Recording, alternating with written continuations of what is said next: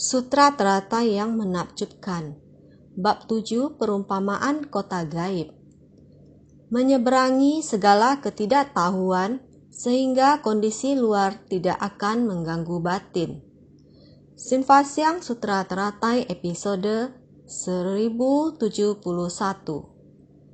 Dengan menghapus segala kerisauan dan delusi dari pandangan dan pemikiran keliru, batin menjadi tenang dan jernih. Dengan menyeberangi segala ketidaktahuan, kondisi luar tidak akan mengganggu batin, merenungkan sila dan samadhi, berpegang teguh pada tekad.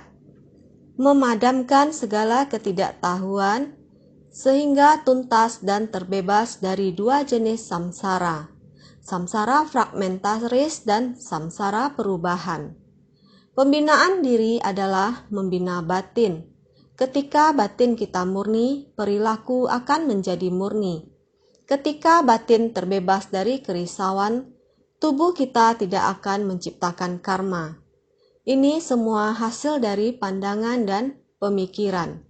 Pemikiran kita, pandangan dan pemahaman kita, jika terjadi delusi dari pandangan, pemahaman, dan pemikiran, dengan sendirinya kondisi luar, orang, masalah, dan benda semuanya untuk mengganggu batin kita.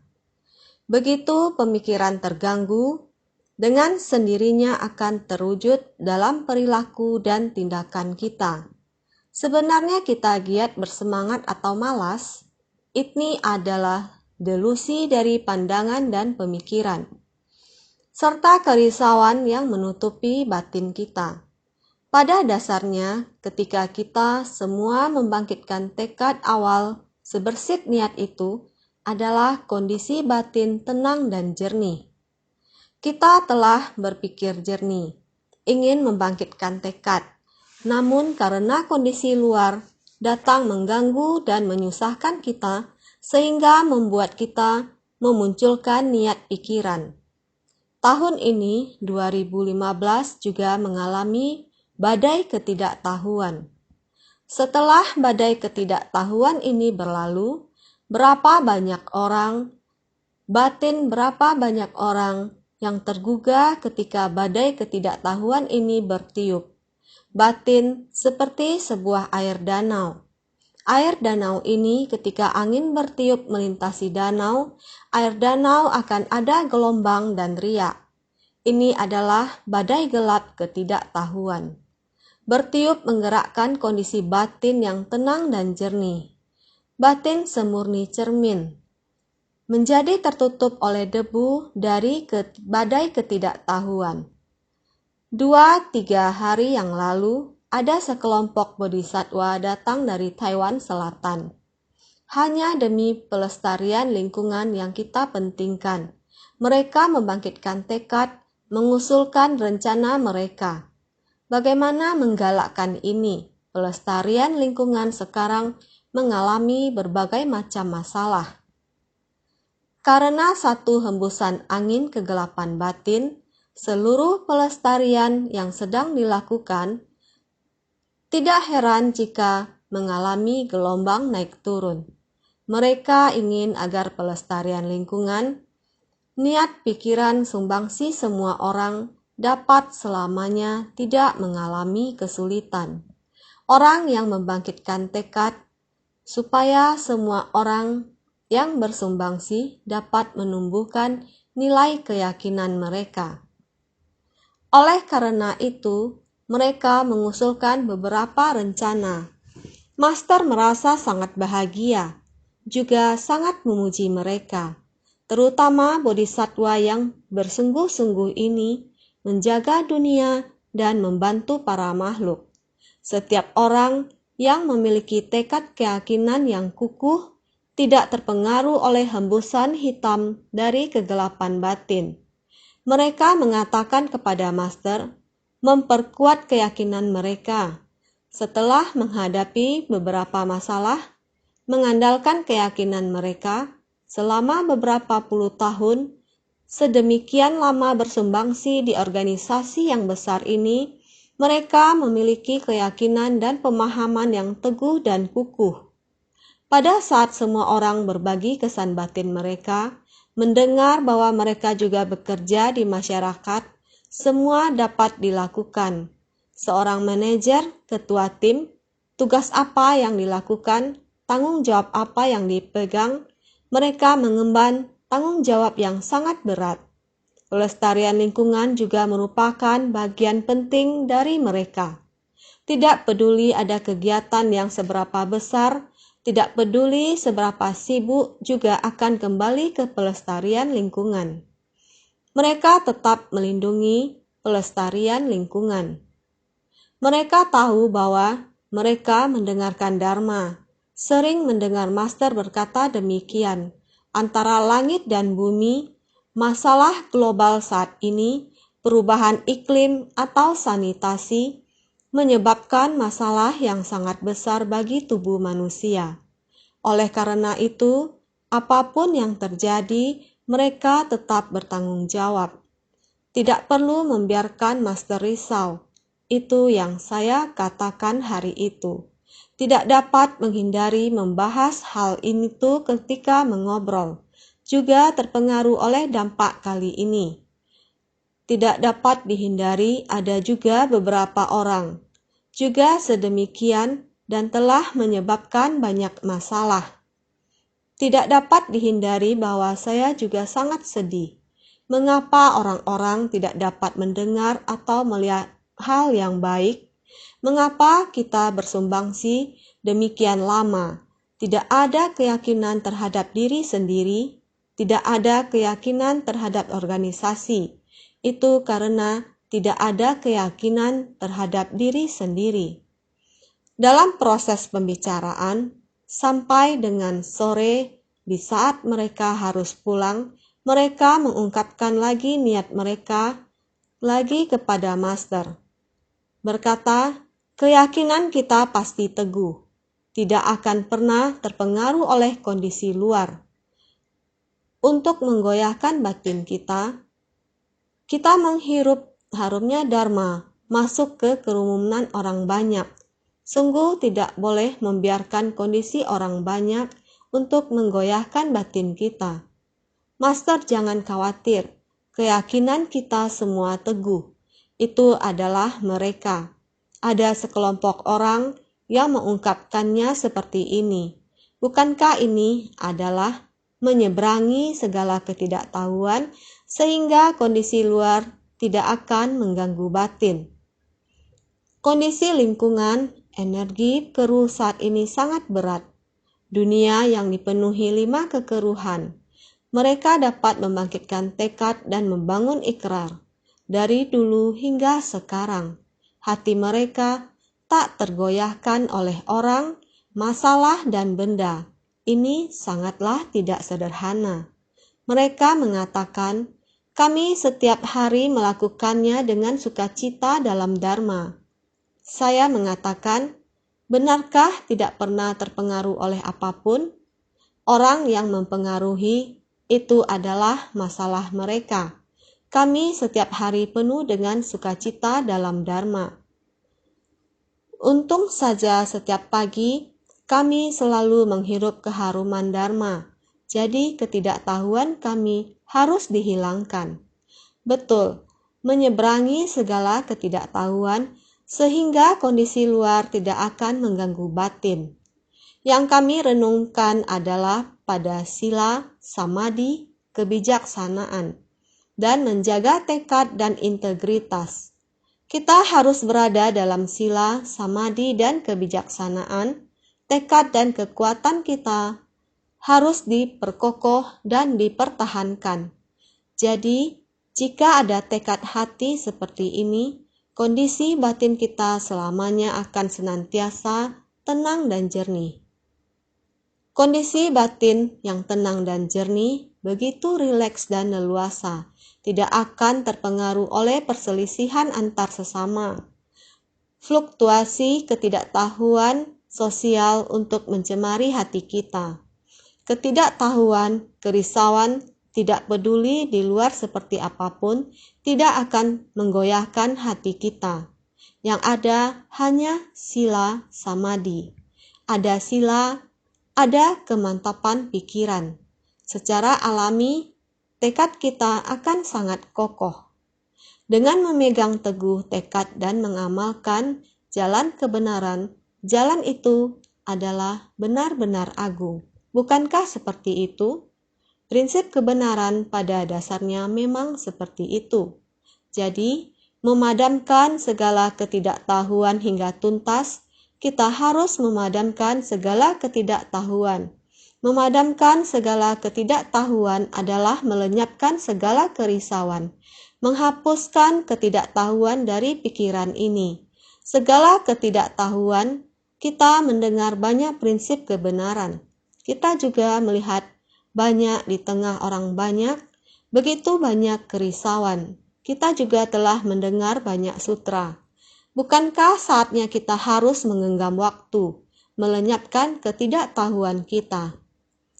Jadi harus memadamkan segala ketidaktahuan dari kegelapan batin dan noda batin, menyeberangi sungai ketidaktahuan dan kerisauan.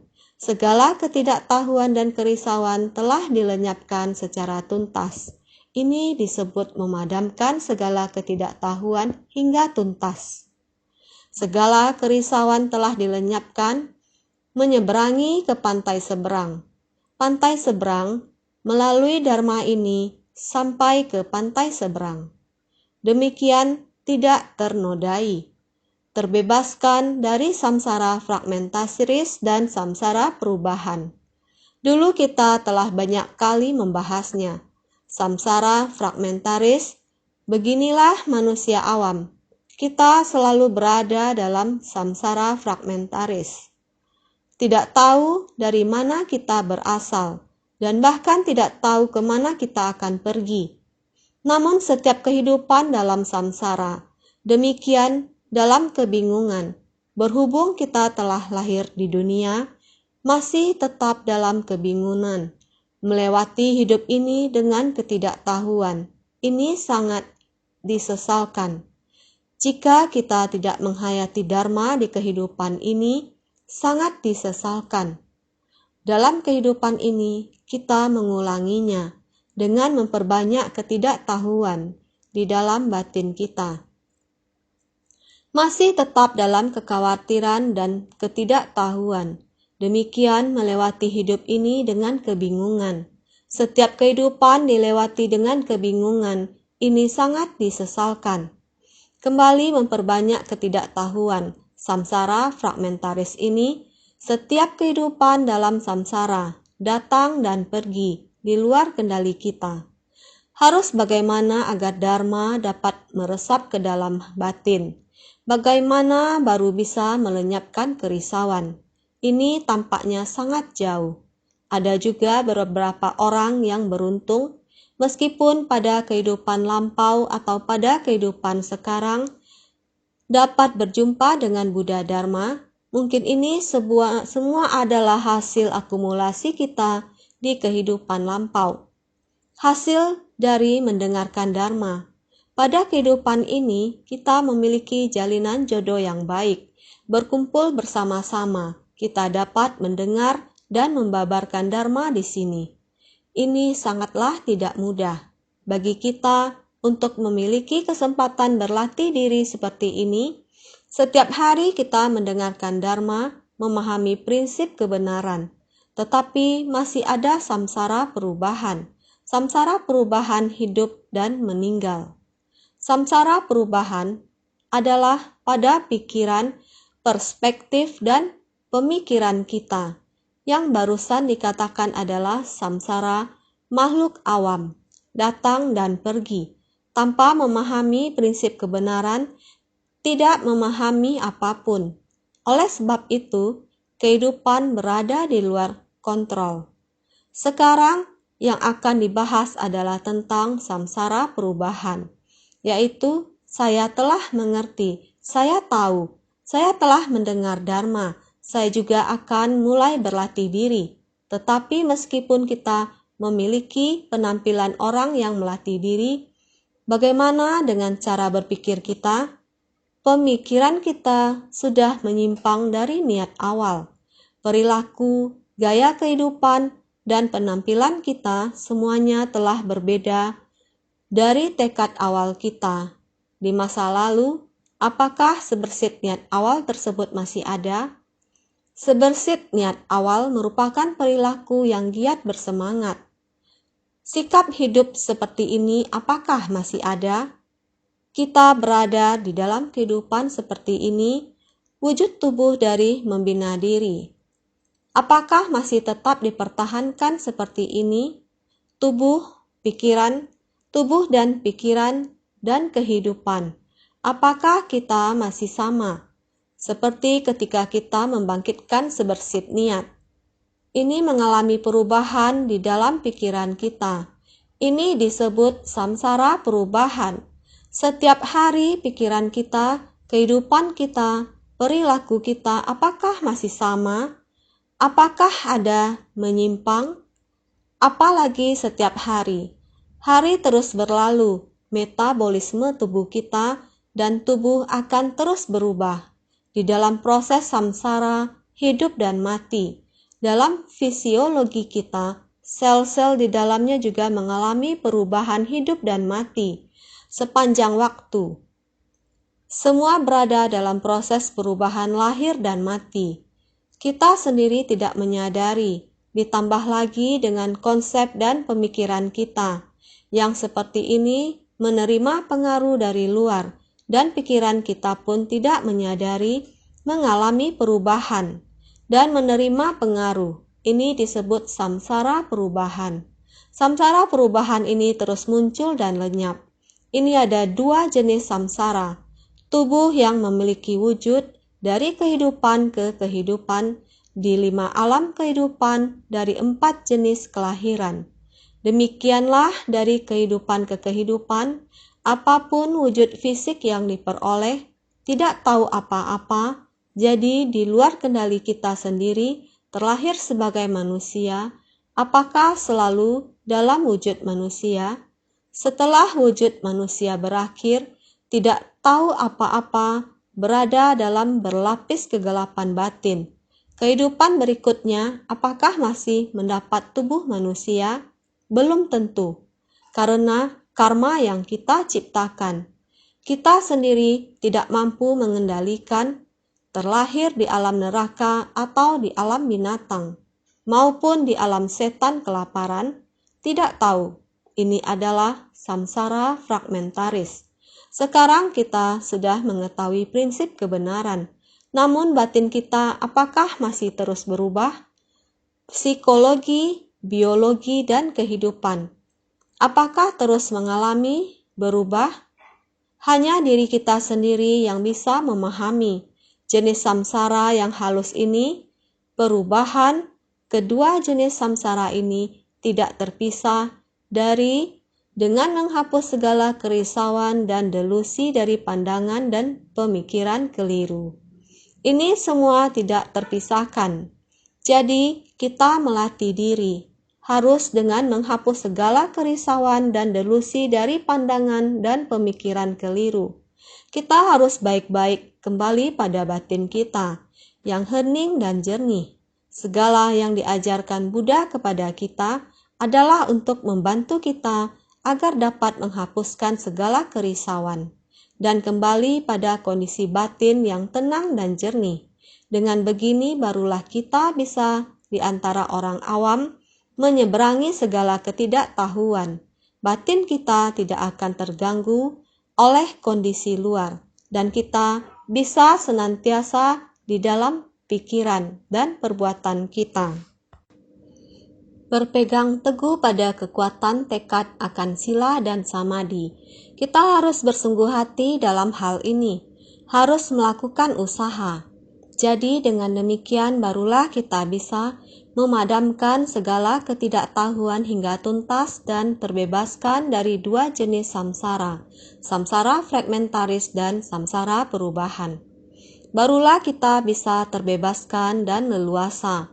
Asalkan kita terbebaskan dan leluasa, barulah kita bisa membawa manfaat bagi diri sendiri dan menyelamatkan yang lain. Untuk menolong dan menyelamatkan orang lain adalah hal yang penting. Sebagai contoh adalah kabar dari Honduras. Tuan Chang Hong Chai, dia hanya sendirian ataupun hanya berdua dengan satu orang lainnya. Di sana ia memikul tanggung jawab misi Ceci di Honduras. Beberapa tahun lalu, tahun 2011, terjadi banjir. Sangat parah dan menghancurkan rumah banyak orang. Sejak saat itu, ada banyak orang yang kehilangan rumah. Kemudian semua orang akan dengan seadanya memungut seng yang hancur, yang sudah rusak dan berkarat, untuk membangun atap atau menebang bambu untuk membuat dinding seadanya. Beberapa tahun ini, beberapa banyak orang yang kehidupannya seperti ini. Sungguh tidak tega.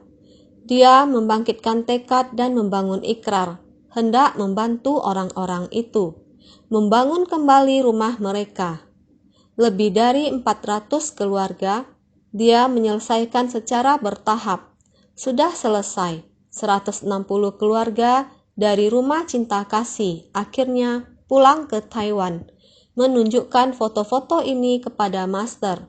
Sangat sukacita. Mereka di tempat itu sedikit demi sedikit mengakumulasi.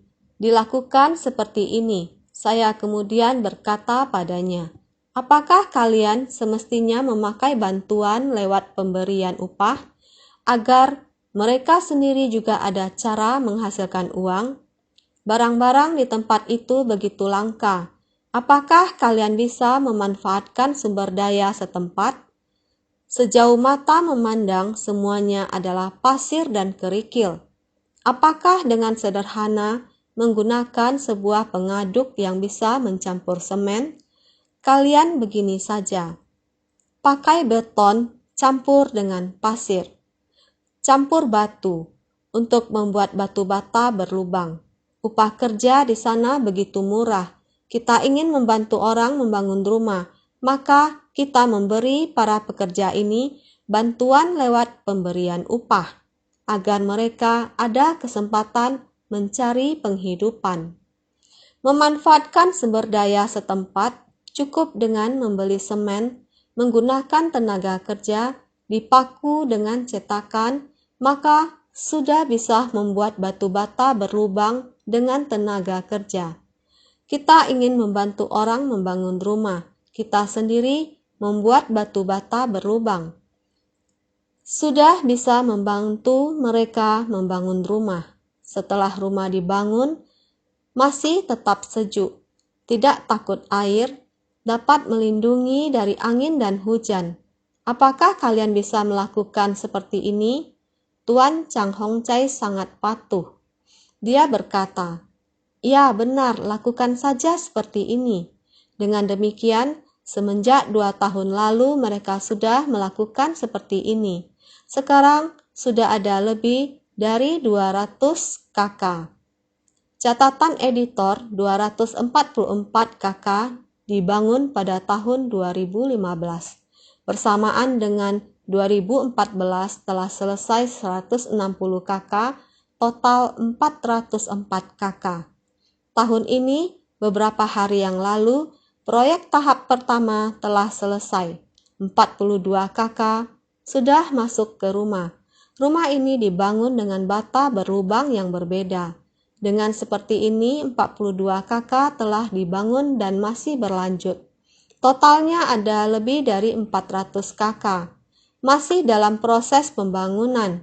Mungkin tahun depan, 2016, Januari, setelah lewat tahun baru, mereka dapat menyelesaikan 200 kakak ini. Ini adalah laporan mereka. Sekarang sudah lebih dari 40 kakak telah pindah ke rumah. Sangat sukacita. Setiap orang mengikuti sistem pemberian upah. Bekerja sebagai bantuan juga mendapat upah. Memiliki rumah baru untuk ditinggali. Sangat sukacita, sangat bersyukur. Mereka telah terlepas. Rumah yang terbuat dari plastik dan lembaran seng yang pecah sudah ditinggalkan. Rumah seperti itu sekarang sudah ada rumah demikian yang dibangun dengan batu bata berlubang. Rasa syukur dari semua orang, sukacita, dapat menstabilkan kehidupan mereka. Juga sekarang memiliki tempat tinggal yang aman. Benar-benar sangat terharu melihat tempat yang jauh di negara yang miskin. Makhluk yang menderita ini sangat miskin. Tempat tinggal yang hancur karena bencana alam, menanggung penderitaan yang bertahun-tahun. Meskipun hanya satu bodhisatwa, satu keluarga, dia bisa pergi merekrut orang lain mengerjakan hal-hal ini. Inilah yang penting kita miliki niat ikrar, melindungi diri sendiri dan melindungi dia, meskipun sangat sulit. Dia tidak terpengaruhi oleh sekitarnya. Apakah dia tidak ada tekanan? Tekanannya sangat berat, tetapi dia begitu bisa menghilangkan semua tekanan. Dia bisa demi begitu banyak orang memberikan mereka ketenangan, memberikan mereka kehidupan. Dia juga sangat bahagia pastinya.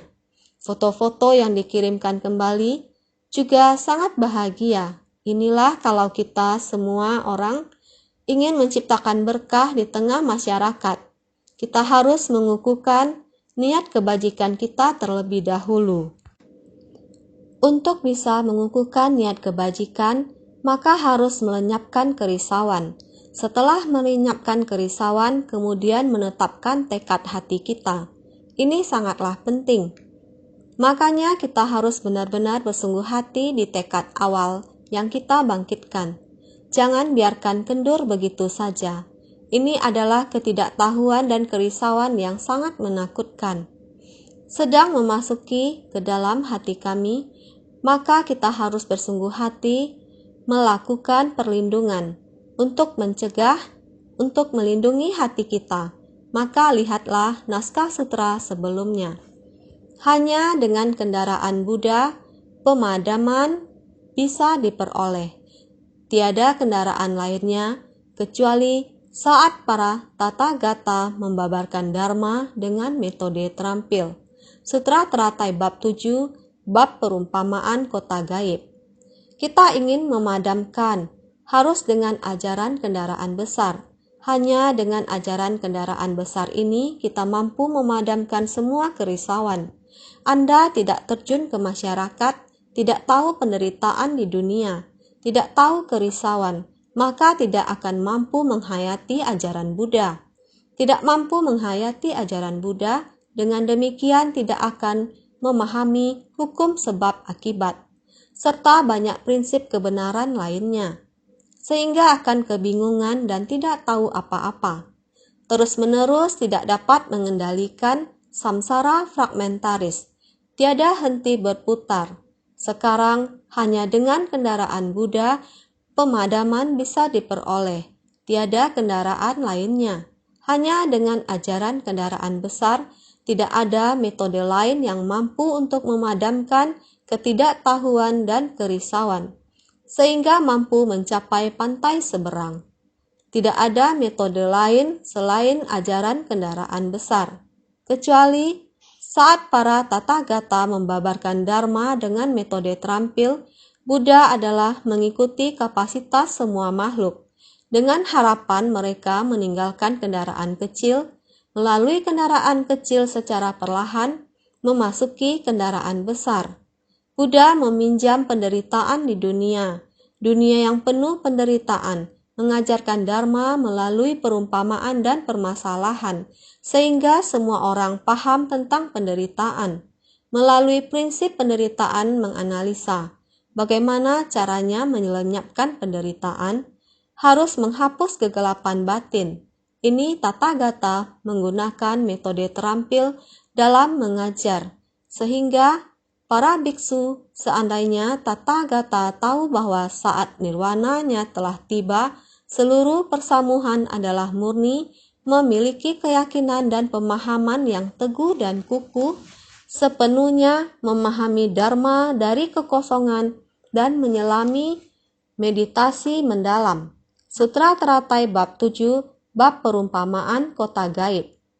Para biksu Tathagata juga mengetahui kapan sudah satu periode umur kehidupan, satu periode jalinan jodoh sudah sampai, adalah pada saat memasuki nirwana. Melihat jika semua orang sudah murni melenyapkan kerisauan, setiap orang bisa menyadarkan diri sendiri.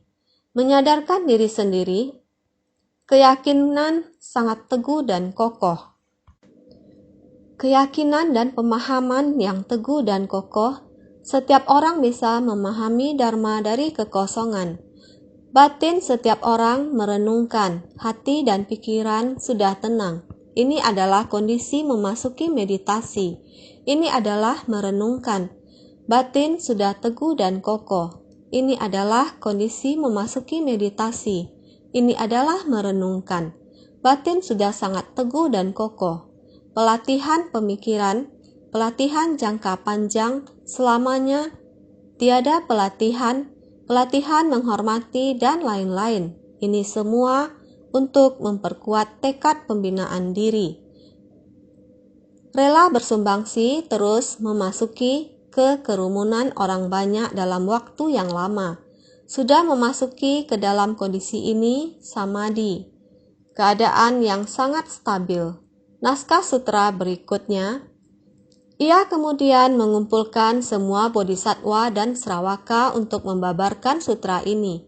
Di dunia ini, tiada kendaraan kedua untuk memperoleh pemadaman, hanya melalui satu kendaraan Buddha saja seseorang dapat memperoleh pemadaman. Sutra Teratai Bab 7, Bab Perumpamaan Kota Gaib. Dalam proses membabarkan metode terampil, Buddha sudah mengetahui akan memasuki pariniwarna. Setiap orang sudah memasuki. Pada saat keyakinan dan pemahaman sudah teguh, pemikiran setiap orang sudah tetap, Buddha sudah mulai menjelaskan akan membabarkan Dharma Agung. Ia kemudian mengumpulkan semua bodhisattva, orang yang mengacu pada kapasitas kendaraan besar. Sravaka untuk membabarkan sutra ini adalah membabarkan sutra dari kendaraan besar. Di dunia ini tiada kendaraan kedua untuk memperoleh pemadaman. Hanya melalui satu kendaraan Buddha saja seseorang dapat memperoleh pemadaman. Di dunia ini tidak ada dua kendaraan, yang terpenting adalah ajaran satu kendaraan besar. Setiap orang bisa mencapai kebudaan karena semua orang memiliki sifat kebudaan. Semua orang harus kembali pada sifat hakiki tatata. Untuk bisa kembali pada sifat hakiki tatata, maka tidak ada jalan lain. Ini adalah jalan pencerahan yang besar dan lurus. Jalan ini adalah kendaraan Buddha. Kendaraan Buddha adalah untuk melenyapkan kerisauan dan kegelapan batin, hingga kondisi yang setara dengan Buddha, yakni jalan pencerahan ini. Maka sekiranya benih sebab dan kondisi pendukung seperti ini telah lengkap, jika ada sebab dan kondisi pendukung, artinya kesempatan untuk membabarkan ajaran kendaraan besar telah matang. Ia kemudian mengumpulkan semua bodhisattva dan sravaka untuk membabarkan sutra ini. Sekiranya benih sebab dan kondisi pendukung seperti ini telah lengkap, artinya kesempatan untuk membabarkan ajaran kendaraan besar telah matang. Saat ini, orang yang ada jalinan jodoh masih mendengarkan dharma di tempat ini. Buddha membabarkan dharma sekian banyak tahun, mulai ingin membabarkan ajaran kendaraan besar. Ada sebagian orang sudah mundur. Ini adalah jalinan jodoh. Akar kapasitas mereka belum matang. Kapasitas besarnya belum matang. Dengan sendirinya ketika akan membabarkan kendaraan besar, mereka akan mundur. Mundur sama halnya juga karena jalinan jodoh. Artinya kesempatan untuk membabarkan ajaran kendaraan besar telah matang. Mereka yang dengan sendirinya bertahan ini adalah bodhisattva. Bodhisattva yang berkumpul masih berada di persamuhan. mengumpulkan semua bodhisatwa seperti sesepuh mengumpulkan sanak keluarga, dan Sravaka dalam pencariannya melihat orang di luar pintu hingga menamakannya sebagai putranya. Untuk membabarkan sutra ini secara resmi mewariskan usaha keluarga seperti ajaran kendaraan besar dari Buddha. Seperti bab perumpamaan tentang rumah terbakar. Sesepuh di dalam rumah terbakar, sesepuh demi anaknya bagaimana membimbingnya dengan menggunakan metode terampil, memanggil mereka agar segera keluar. Di luar terdapat 3 kereta, terserah kalian memilihnya. Ini adalah masa membabarkan dharma metode terampil. Bodhisattva adalah seperti dalam bab keyakinan dan pemahaman. Sesepuh mengganti baju kotornya, masuk membawa anaknya bagaimana bekerja sampai anak dapat mengetahuinya. Pelan-pelan melihat keluarga sesepuh demikian kaya, hati mulai ada timbul rasa kagum. Baru mulai dengannya berkata, "Mari masuk ke dalam, lihat lebih jelas sedikit." Sampai ke dalam melihatnya, benar-benar barang berharga. Terpesona, timbul hati sukacita, kagum. Saudara ini menunjukkan tubuh sesepuh, pulih kembali. "Kamu adalah anak saya adalah ayah kamu." Segera mengumpulkan sanak saudara. Raja, menteri, semuanya sudah datang. Mengumumkan kepada semuanya, "Ini adalah anak saya. Sejak kecil sudah tersesat. Dalam 10 tahun ini saya mencarinya kembali. Kedepannya semua harta saya adalah miliknya." Inilah Bodhisattva. Bodhisattva telah menemukan harta karun Buddha Dharma dan sadar bahwa tujuan akhirnya adalah mencapai kebuddhaan, prinsip kebenaran yang dapat memenuhi segala alam dharma, kondisi yang hening dan jernih. Inilah harta karun yang tiada taranya. Inilah Bodhisattva. Sedangkan Sravaka, mereka perlu dipancing pelan-pelan dari luar dengan 3 kendaraan. Ini adalah perumpamaan rumah terbakar. Perumpamaan dalam bab keyakinan dan pemahaman. Berharap semua orang bisa membangkitkan hati yang agung dengan tepat memasuki jalan Bodhisattva. Maka untuk membabarkan sutra ini, yaitu secara resmi mewariskan usaha keluarga, memberitahu kepada semua orang bahwa ini adalah milik putra saya. Mewariskan usaha keluarga secara resmi, sesepuh telah menemukan putranya. Keinginannya telah terpenuhi. Ini seperti ajaran kendaraan besar Sang Buddha telah ada andalannya. Prinsip kebenaran dari ajaran kendaraan besar ini ada bodhisattva yang menerimanya, dapat masuk ke masyarakat dan membimbing para makhluk. Di dunia ini tiada kendaraan kedua untuk memperoleh pemadaman, hanya melalui satu kendaraan Buddha saja seseorang dapat memperoleh pemadaman. Resep mujarab untuk menyelamatkan dunia hanyalah dharma pemadaman dari pikiran, tiada dharma lainnya. Sesungguhnya tiada metode kedua di dunia ini. Supaya kita bisa kembali pada sifat hakiki, tata kita hanya dengan kendaraan tunggal, prinsip kebenaran agung dari kendaraan tunggal, kita baru bisa memperoleh pemadaman, menghapus segala kerisauan, membimbing diri sendiri dan juga orang lain. Jalan Bodhisattva, ajaran menakjubkan untuk menyelamatkan dunia. Hanyalah dharma pemadaman dari pikiran, tiada dharma lainnya.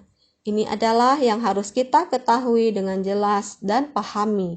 Kita harus mengetahui ajaran menakjubkan untuk menyelamatkan dunia adalah batin kita. Mulai dari batin kita harus bisa benar-benar batin tak tergoyahkan. Energi kotor di dunia sangat berat. Ketidaktahuan para makhluk, kumpulan dari ketidaktahuan yang demikian, angin dari ketidaktahuan terus-menerus meniup. Air danau yang tenang bagaikan cermin, debu dari angin ketidaktahuan juga sering akan menutupi permukaan cermin agung kita.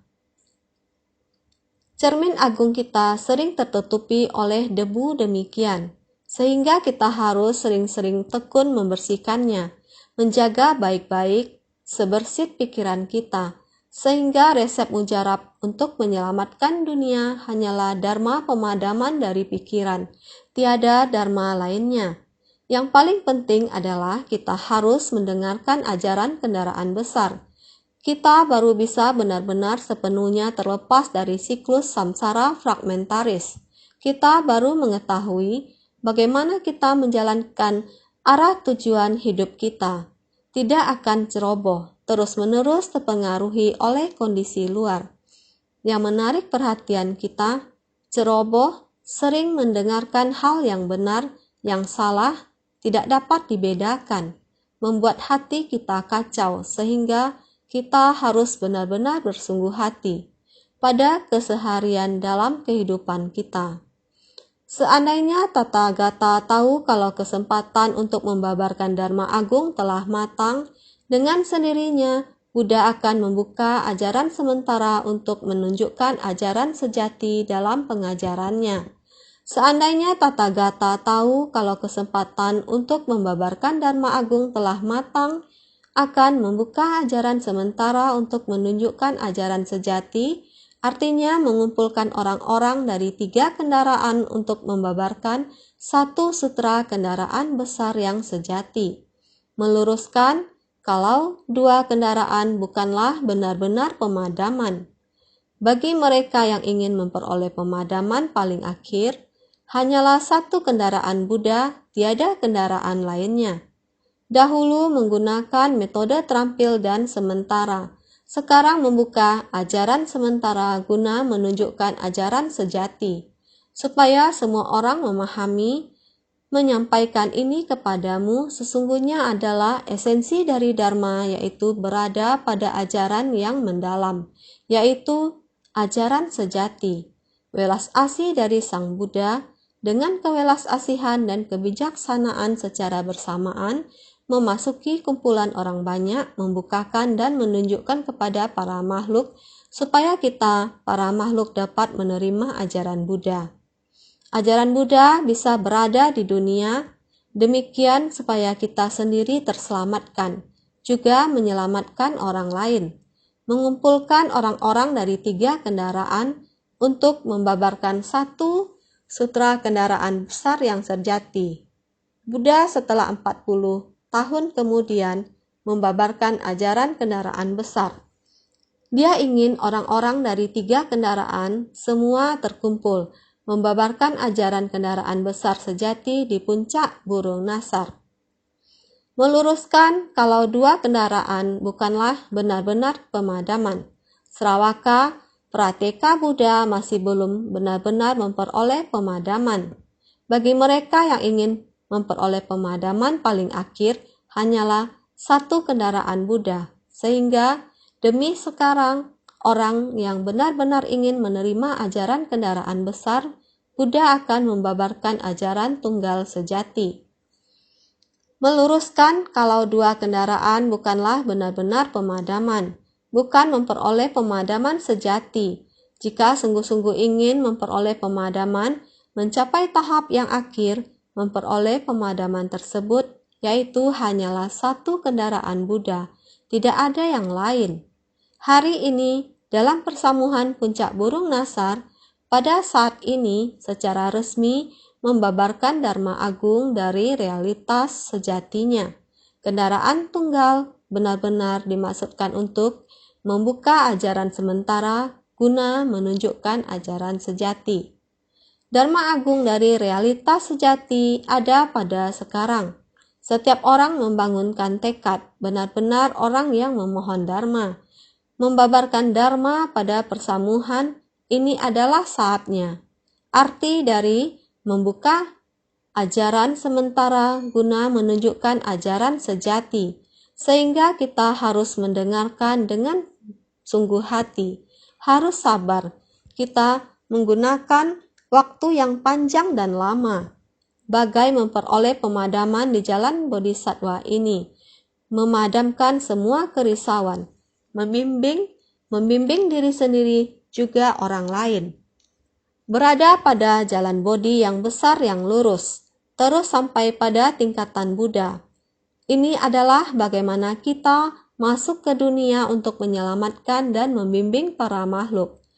Melihat orang yang sungguh-sungguh membangun tekad luhur adalah memberi manfaat pada sekumpulan orang banyak. Ini bukankah bodhisatwa dunia? Bukankah mereka telah menghapus banyak kerisauan, tekanan? Mereka dapat memberi manfaat kepada begitu banyak orang. Demikian dalam 3 maupun 4 tahun memberikan mereka kehidupan yang sangat stabil. Bertahap-tahap telah menyelesaikan lebih dari 400 kakak, keluarga yang kecil, ayah dan anak demikian membangun tekad di sana. Tentu pada waktu itu juga telah menghimbau banyak relawan. Demikian memberi sumbangsi, menggunakan sumber daya setempat sangat luar biasa. Ini adalah murid yang saya hormati dari lubuk hatiku. Tekadnya sangat kokoh dan teguh. Waktu yang demikian lama, yang panjang, adalah demikian mempertahankan, terus memberi manfaat kepada orang banyak. Kita mempelajari Dharma juga harus demikian mempelajarinya, sehingga kita harus senantiasa lebih bersungguh hati.